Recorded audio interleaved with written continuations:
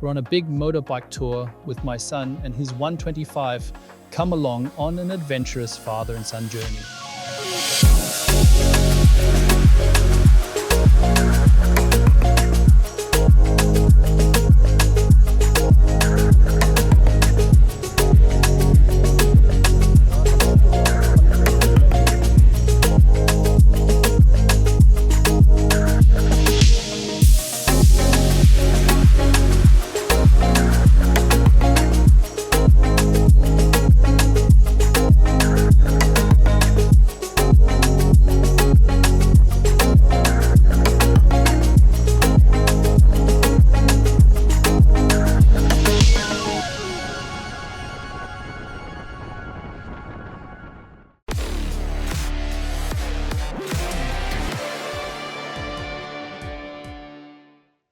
Welcome to Gran Canaria. This time I'm sitting here with a small but fine motorbike, the Honda CB125R.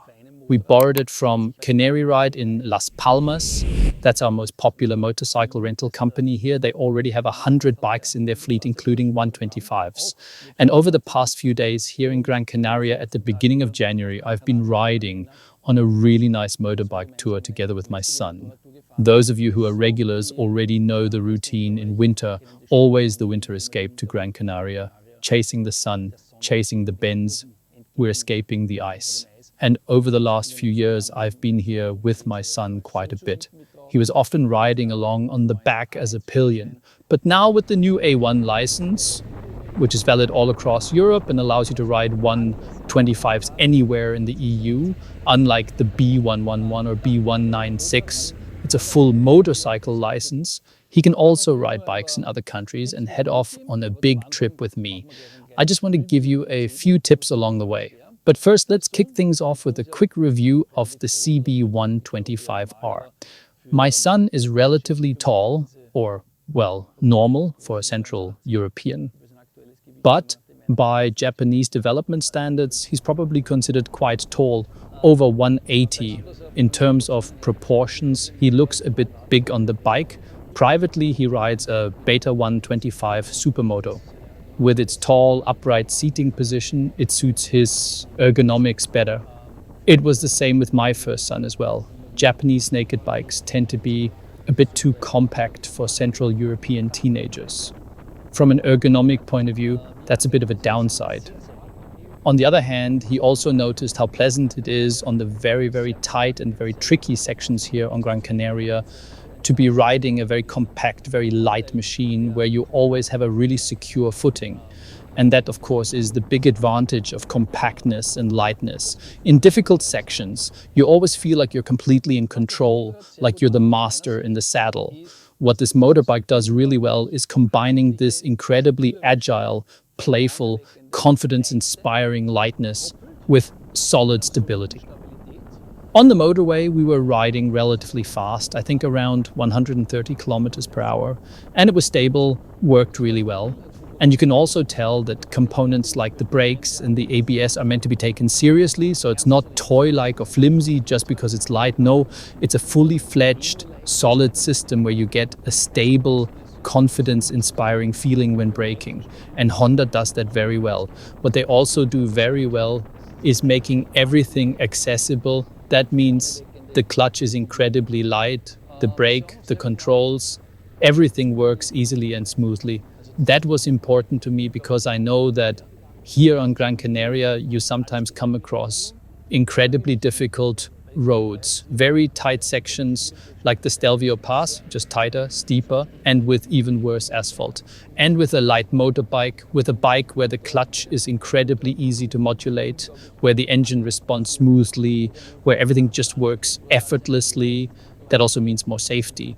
And that is certainly one of Honda's biggest strengths, pouring these virtues into a motorbike that looks good, looks cool, but at the same time makes life easier.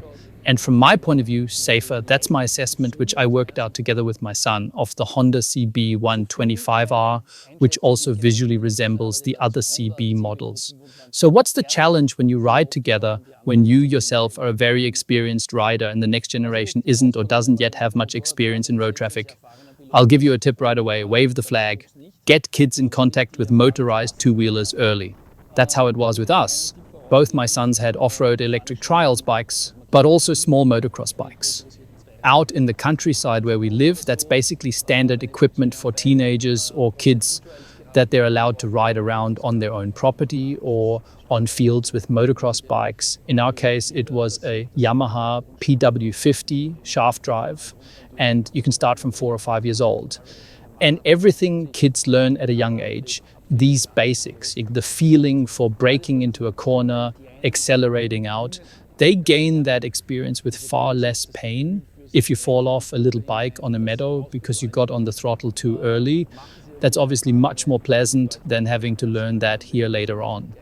So in that respect, I have to say I'm very, very glad about it because I see mobile phones and smartphones as the biggest danger for our children.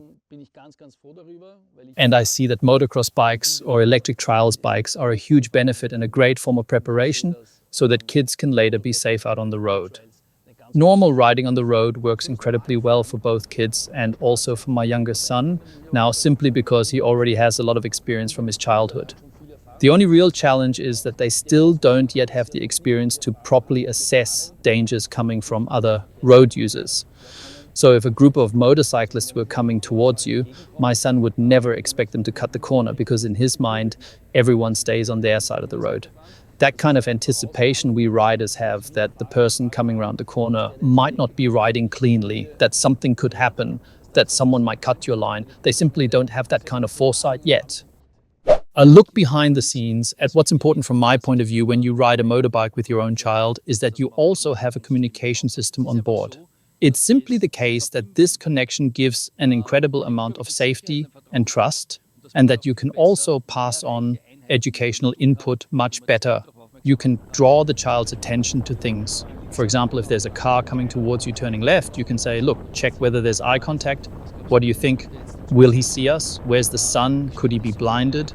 That means all these things that we experienced motorcyclists already have stored in our heads, other people simply don't have yet. And that's why it's great that you can really interact live while riding and talk through tricky situations. What's important is that communication systems have been around for more than 10 years now, and the SpecDog Edge has reached a level of product quality where there are basically no negative aspects left. Once you've paired it, you switch it on in the morning, press 2 buttons, turn it on, and the units are connected and it just works perfectly. And I know how annoying that used to be. I've had at least 30 different systems, different versions and whatever. It was always annoying. Sometimes it worked, sometimes it didn't. Now, switch on, connection established, done. And of course, that also adds to riding safety because you're not constantly fiddling around.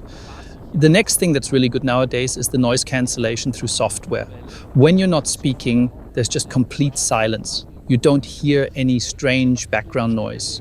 And when you do speak, you get crystal clear audio quality. When I'm on the phone, I always have to explain myself afterwards. When I've got a customer on the headset, the customer doesn't believe me that I'm not sitting at a desk. They think I'm making it up, that I'm riding a motorbike at the same time. No, I really am riding. That's the truth. And these aspects are now at such a high level that people who maybe tried communication systems 5 years ago should really give them another chance, especially if they're riding with children or with people whose experience level is on a completely different level. What's also difficult is that young people naturally focus very strongly on visible dangers when riding, and they don't yet really know the invisible dangers. You can see this very clearly in their line choice.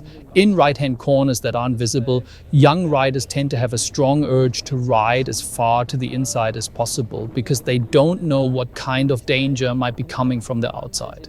But then they face the challenge that on the corner exit, which they can't see at that moment, they often don't hit the right line, and at corner entry, they can't see far enough ahead. That's something even very experienced motorcyclists sometimes get wrong. But the younger you are, the more inexperienced you are, the more you tend to fear visible dangers rather than invisible ones. What he actually does very well for his young age, I have to say, is left-hand corners. Because with left-handers, it's often the case, you all know this, that many riders let themselves drift far too much to the inside and then end up with their upper body, with their head in oncoming traffic. That's obviously nasty because they're trying to avoid the visible danger on the right, the crash barrier, and move further inside, where at that moment There doesn't seem to be any danger, but if something does come around the corner, you're very quickly in a dangerous situation. But left-hand corners are already working quite well.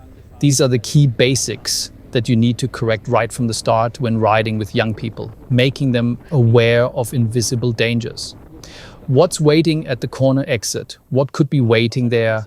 Why do you need to turn in later so that you still have the necessary reserves on corner exit? What's different is that young people still really enjoy opening the throttle. No idea, I don't know how many of you do this, but when there's a tunnel somewhere, you give it a few quick blips of the throttle just because you enjoy hearing the engine sound. At a certain age, that might seem a bit strange, but those of you who are young at heart probably still do it at 40 or 50 as well. These are the things that remind you of what you were like yourself back then. And another thing younger riders enjoy is acceleration. That rhythmic, smooth flowing through corners isn't quite so developed yet.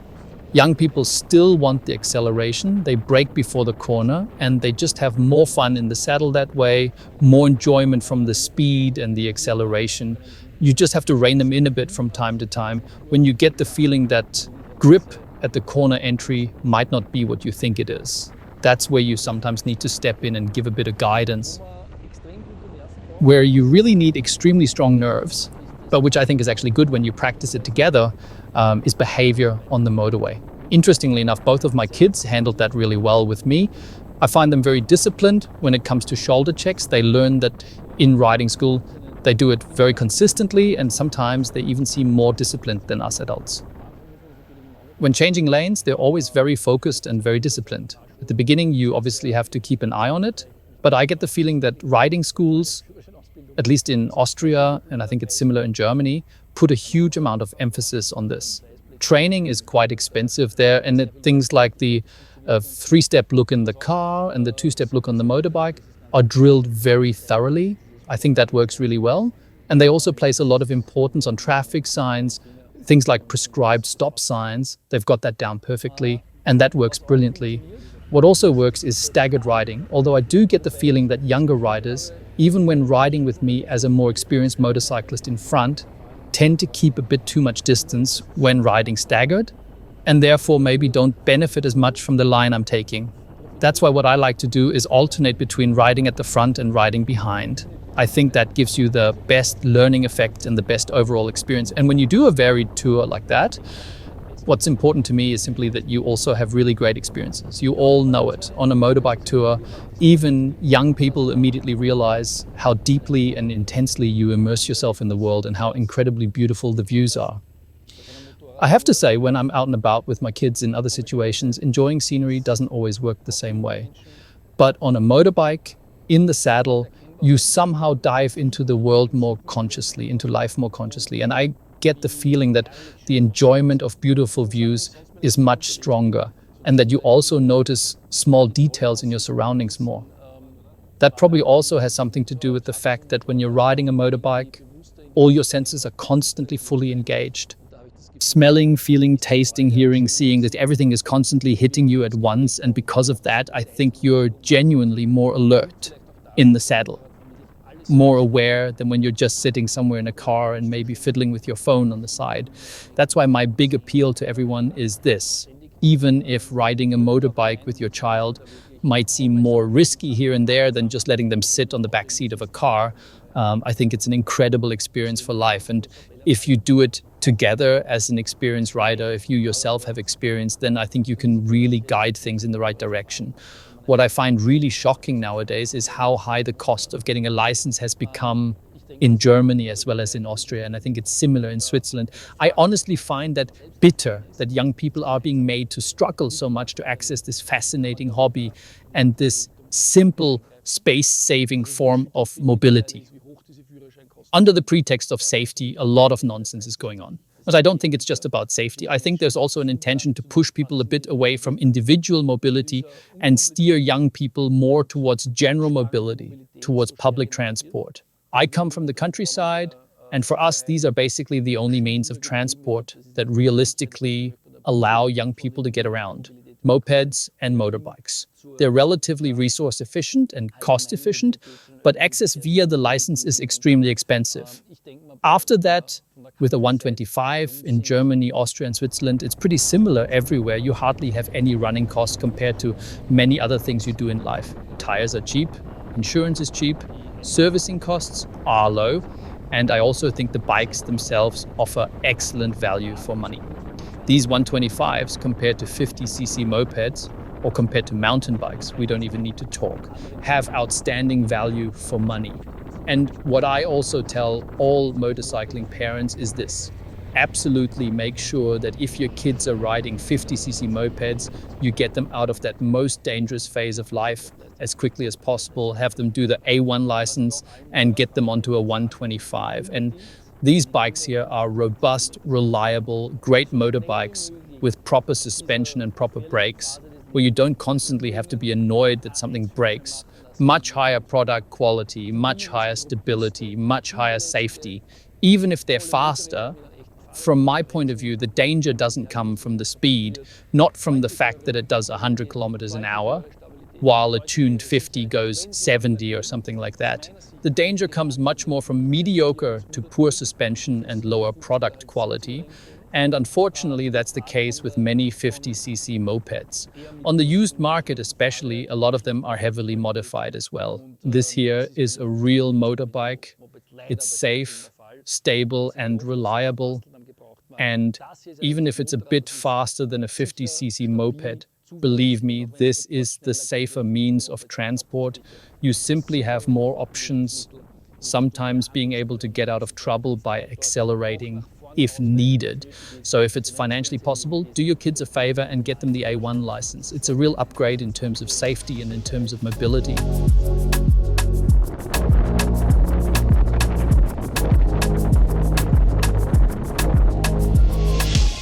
Yes, we had a wonderful time here on Gran Canaria. My son and I, we were both riding with gear from Vanucci, and for me on Gran Canaria, it's always important to be very flexible when it comes to the temperature range, because at times, like now, it can be very sunny and hot, but up in the mountains and early in the morning, it can still be quite cool. And we still want to be out riding with a temperature regulating setup, meaning not constantly having to take clothes on and off.